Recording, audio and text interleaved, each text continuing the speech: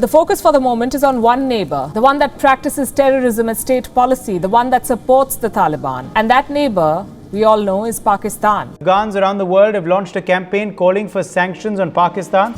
3 weeks ago, the hashtag Sanctioned Pakistan was started on Twitter by the then Vice President of Afghanistan, Amrullah Saleh. This was probably his last activity before Afghan army surrendered in front of the Taliban without a bullet fired. You'd enter a Twitter space about Afghanistan and you'd hear people talking about Pakistan playing a double game. While Pakistan helped the entire world, including the US, in safe evacuations of their people from Afghanistan, majority of the Western commentators continued to blame Pakistan for not using its leverage with the Afghan Taliban. And in a few days' time, elements like Yalda Hakim or Chris Alexander were blaming Pakistan for what's happening in Afghanistan. But what really has been Pakistan's role in Afghanistan, and why is the Western media turning a blind eye on some of the facts? This is not a story of today.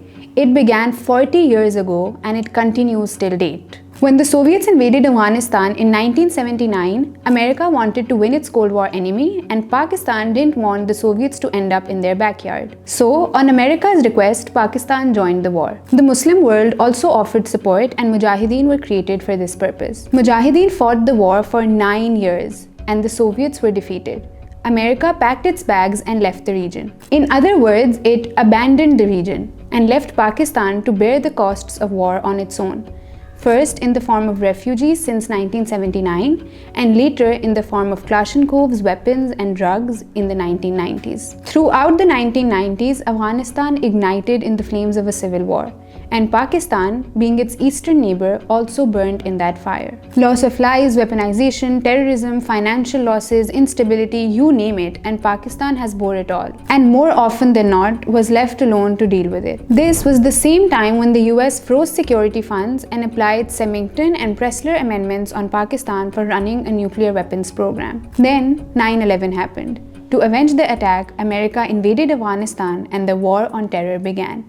On my orders, the United States military has begun strikes against Al-Qaeda terrorist training camps and military installations of the Taliban regime in Afghanistan.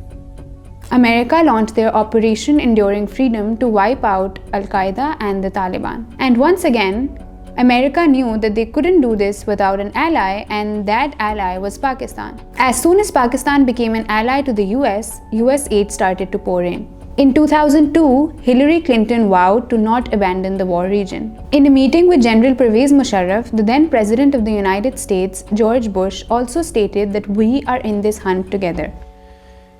We're on a hunt together. Pakistan took America for its word and participated in the war again. Pakistan played an important role in the war on terror.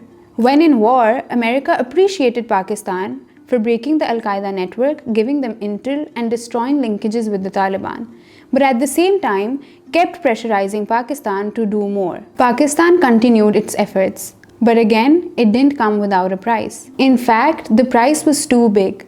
80,000 casualties, $150 billion of financial loss, and up to 5 million Afghan refugees. The economic cost that Pakistan paid for being an ally to the US was far greater than the financial help that the US was giving. And now, after 20 years of fighting terrorism as an ally to the US, Pakistan is once again feeling abandoned.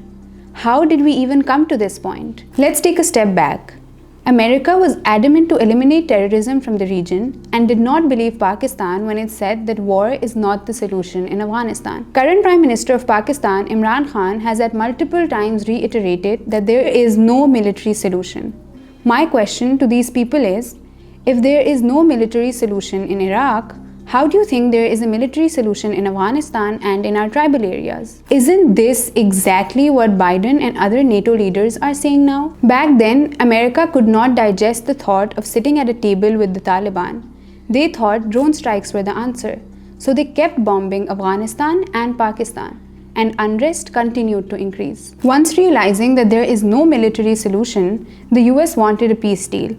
It was Pakistan who brought the Taliban to the table and a peace deal was signed.